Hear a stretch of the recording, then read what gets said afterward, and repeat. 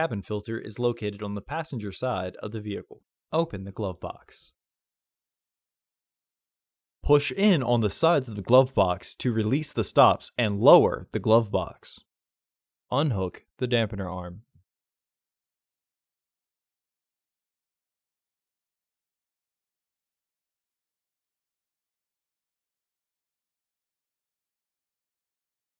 Lower the glove box. Unclip both sides of the housing cover to remove it.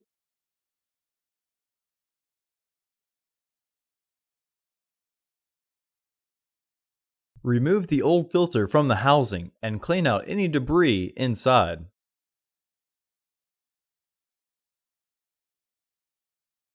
Install your new AQ1153 filter into the housing with its airflow indicating arrow pointing down.